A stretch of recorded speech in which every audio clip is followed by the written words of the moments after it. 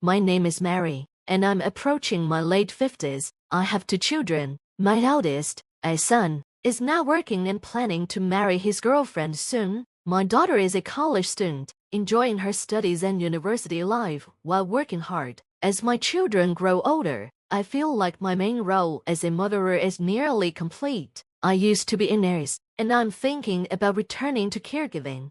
One day, I got shocking news. My father-in-law, Bob, had suffered a stroke. My husband, Dan, called me, and I rushed to the hospital. Bob has always been a kind gentleman who treated me warmly as his daughter-in-law, but ever since his wife, Alice, passed away 3 years ago, I've been worried about him. He seemed to lack energy and wasn't his usual self. I often visited him and tried to encourage him by inviting him out with the kids. Recently, I started to see a spark of life return to him, so hearing about his stroke was deeply unsettling. When I got to the hospital, John's sister, Isabella, and her husband were already there. Catching my breath, I asked Isabella, "Sorry I'm late. How is Bob doing?" Isabella sighed, clearly annoyed. "You're late. We have somewhere to be. So can you take over from here?" she said sharply, then left without another word. Isabella has always been distant and cold toward Bob, and it was the same with Alice when she was alive. Despite Bob and Alice's kindness, Isabella never warmed up to them, which always saddened me. While waiting nervously for news, John arrived, looking frantic. "Mary, how's Dad?" he asked, sweat dripping down his face. His shirt was damp, and he looked overwhelmed. I shook my head. "He's still in surgery. We don't know anything yet," I said quickly. John's face went pale, and he dropped the bags he was carrying. "No, no way," he whispered, almost panicked. I rushed to reassure him. "No, Dan, it's going to be okay. Let's wait for the doctor," I said, putting a hand on his back. He nodded, though he looked close to tears, and sank into a chair. Hours passed, and finally, the doctor came out. He asked us to follow him into a small room to explain the outcome of Bob's surgery. The surgery was successful, but the doctor explained that Bob would likely have lasting effects and need ongoing care. While I hoped for Bob's recovery, the reality of caregiving meant we needed to involve Isabella and her husband in the discussion. John and I called Isabella, and we all agreed to meet at Bob's house while he was still in the hospital. As soon as we began the discussion, Isabella declared, "I'm not going to look after him." Her words stunned both John and me. "What if you won't? Then what are we supposed to do?" John asked, clearly frustrated. "I don't care. You two can't handle it," Isabella said casually, fiddling with her manicured nails. Her husband, Tom, nodded in agreement. "What about a nursing home?" she suggested. "Nursing home? That's expensive," John shot back. Isabella glared at me with a look that made me shrink back, as if I wasn't allowed to speak. Then she added with a smirk, "I don't need some grumpy old man ruining my house." That comment made me lose my usual patience. "That's too much, even for you. He's your father," I said, my voice rising. "So what? Just because he's my father doesn't mean I have to take care of him. He's John's father too. You to deal with it," Isabella retorted, her tone sharp. I wanted to argue further, but the truth was, taking Bob into our home wouldn't be easy. Our house wasn't designed for someone with limited mobility. It had stairs and uneven floors. Remodeling it to make it accessible would be expensive, and we didn't have the funds. "Mary, you're a certified caregiver, aren't you? Shouldn't taking care of Dad be easy for you?" Isabella added smugly, making me feel even worse. John and I left the meeting without resolving anything, both of us troubled. "What should we do?" John asked on the way home. "Don't worry about me going back to work. I wasn't set on it," I reassured him, but the bigger issue was money. "If we take Dad in, we'd need to make the house safe for him, and that's expensive," I said. "The renovations alone could cost around $100, not to mention medical equipment." John sighed. "With our daughter still in college and the mortgage to pay, we don't have that kind of money." I feel terrible even suggesting this, but should we look into a facility? I asked hesitantly. "The waiting lists are long, and the costs aren't small." John replied, and Isabella definitely won't help. With no clear solution, I decided to visit Bob in the hospital to hear his thoughts. When I entered my father-in-law's hospital room, he greeted me with a warm smile. He looked much better than before. "Sorry for all the trouble," he said, like he did every time I visited. "Don't say that, Dad. Look, I brought you one of your favorite books," I replied. Due to a stroke, my father-in-law couldn't move the right side of his body. When he wanted to read, he had to lay the book flat on a table and use a heavy object to keep the pages from flipping. "Thank you," he said, placing the book beside his pillow. "Dad, I wanted to talk to you about what's next," I began. He smiled gently and said, "Oh, I know. I'll be fine in a nursing home. I've saved up for it, so you don't have to worry." Despite his reassurance, I could see a hint of loneliness in his expression. Feeling a surge of emotion, I blurted out, "Well, Dad, why not come live with us? I've worked in elder care before, and I'm home during the day. John's there too. We can take care of you." He looked surprised and paused for a moment. "That's a kind offer," he said. Deep down, I sensed he knew he couldn't return to his own house where Isabella and her husband lived. I imagined they would see him as a burden and push for him to go to a nursing home. The thought saddened me. I had planned to listen to his thoughts and discuss options, but I spoke too soon. I felt guilty for deciding without John, but I was sure he'd understand. Now, we just needed to figure out how to make it work, especially financially. When John came home, I told him about my conversation with his father. Though he looked a bit uneasy, he nodded, as if expecting this outcome. Without delay, he called Isabella. "That's why we're asking for your help, because we'll be the ones taking care of Dad," John said firmly. From the tone of his voice, it was clear they were arguing. When he finally hung up, John sighed and explained that Isabella flat out refused to contribute any money. With no help from her, John and I began discussing how we could afford the costs. Our house needed renovations to make it safe, and we'd need medical equipment and supplies. It was going to be a challenge. Later, during another visit to the hospital, I told my father-in-law about our plans to have him live with us. He looked both apologetic and touched. "Mary, could you grab the checkbook in that bag over there?" he asked, pointing to a shelf.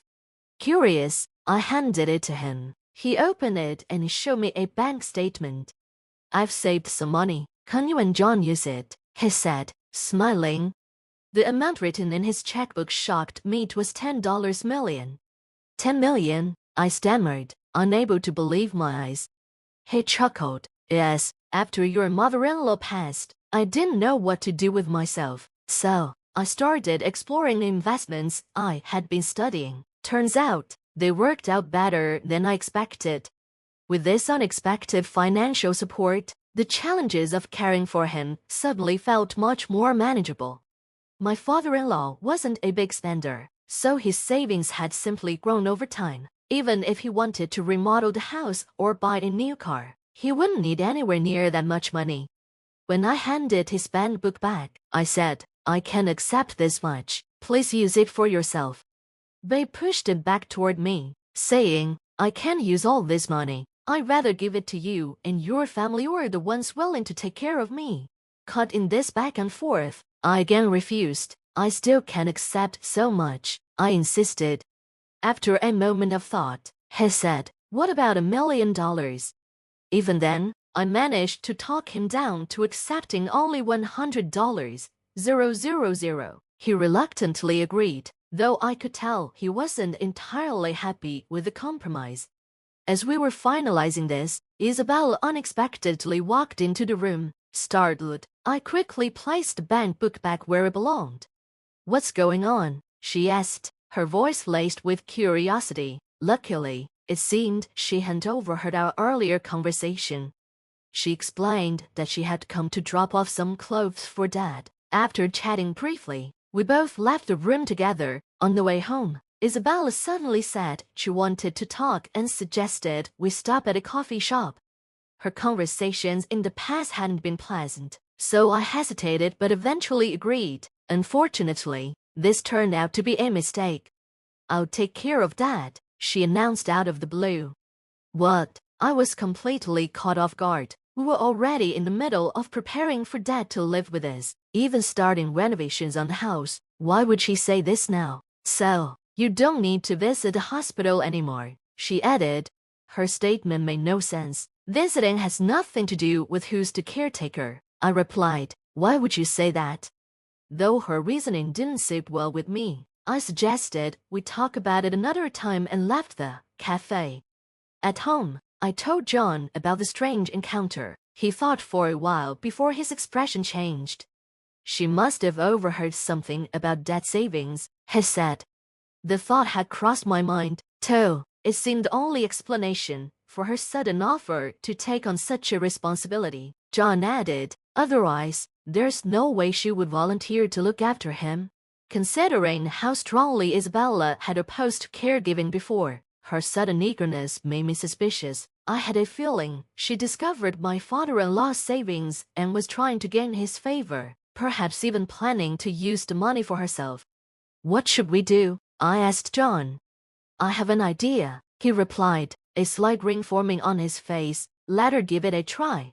Though uneasy about his plan, I decided to stay quiet and follow along with Isabella's request for now. I told my father-in-law he didn't need to worry about money and that Isabella would be taking care of him. His reaction was vague, neither agreeing nor disagreeing, for the conversation ended. When my father-in-law was discharged from the hospital, he moved back to the family home in Nebraska, where Isabella lived. I visited to check on the setup and immediately noticed the house hadn't been prepared for caregiving. There were no renovations, no supplies, and it didn't seem suitable for someone who needed daily assistance. Still, this was Isabella's choice, and I decided not to interface. 2 months later, I got a frantic phone call from Isabella. Mary, I can't do this anymore. Please come over right now. Alarmed, I rushed to Nebraska. The moment I stepped inside the house, I was hit by a foul odor, and the place was in complete disarray. Isabella appeared, looking exhausted and disheveled, with dark circles under her eyes and an unsteady walk. Are you okay? I asked, hurrying to her side. She grabbed my hand desperately. Take him away. At first, I didn't understand. After calming her down, she explained that she had severely underestimated how hard caregiving would be. She struggled with everything, from helping him walk and eat to managing incontinence and cleaning up after him. It was all too much for her, and she had reached her breaking point. I told her I couldn't make any decisions immediately, but would contact her soon. Taking the situation home, I shared it with John. 2 months, that's longer than I thought she'd last, he said, glancing at the calendar. As planned, we decided to pick up my father-in-law on John's next day off. When we arrived at the Nebraska house, he was already packed and ready to leave. I felt a wave of relief knowing we could finally bring him home. But just as we were about to help him into the car, Isabella blurted out, I've endured for 2 months, and I used to live here too. I deserve at least $5 million. Her sudden demand stunned me, and I frowned in my tracks. John was stunned by Isabella's audacity and turned to her, his face filled with disbelief. Meanwhile, Isabella stood unfazed, wearing a smug expression. What are you talking about? Isabella, this is not the time or place to discuss money, especially in front of Dad. He raised us, after all, John said, trying to reason with her. But Isabella was unmoved. I'm his daughter. It's only fair that I get paid, she retorted defiantly, her brazeness leaving me speechless. Enough, Isabella, my father-in-law, Bob, interjected with a sharp tone. You shouldn't talk about such unsavory matters, and besides, you've already received money. There's none left, just $5 million. What's so hard about that? Isabella shot back. If you're just going to wither away, you might as well put it to good use. Dad. Her cruel words shocked me to my core. How could she speak so heartlessly to her own father? Even John, usually calm and composed, was visibly furious. His face turned beet red as he glared at Isabella. Before John could respond, Bob raised his hand to calm him. It's okay, Dan, she's speaking her mind, he said quietly. Then, Turning to Isabella with a stern expression, he continued, "But Isabella, you are no longer my child. Leave this house." Bob's voice was icy and resolute, sending chills down my spine. Isabella frowned, her face a mix of shock and disbelief. What are you talking about? I'm your only daughter," she stammered. Bob shook his head. "I only have a son and this kind, caring woman as my daughter-in-law. I don't know you anymore. Take your foolish husband and leave." The father I knew, as soft-spoken and gentle, was gone, replaced by a man radiating authority. Even Isabella, for all her boldness, couldn't argue. She stood silent, her dominance shattered by Bob's unwavering gaze. Bob turned to us, his expression softening. "Well then, shall we go? I'm counting on you moving forward," he said with a smile. His warmth returned, as though the earlier confrontation had never happened. John and I nodded, guiding him into the car. We drove home, leaving Isabella standing frozen in place, still processing his words. Later, Bob worked with his lawyer to revise his will, ensuring that the inheritance would go solely to John. He made it clear that Isabella would receive nothing. Isabella and her husband eventually moved into a small apartment, burdened by debts. It turned out they had been frivolously spending Bob's money, even before his health declined. Now, with no financial support, they were struggling to make ends meet.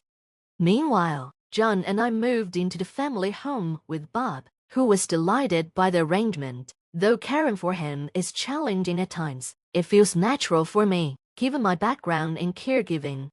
Looking at Isabella's situation now, I can't help but feel it was inevitable. Her lack of respect for her father and her selfishness led to this outcome. For us, however, caring for Bob has strengthened our family bond, and we're maintaining a happy and harmonious relationship.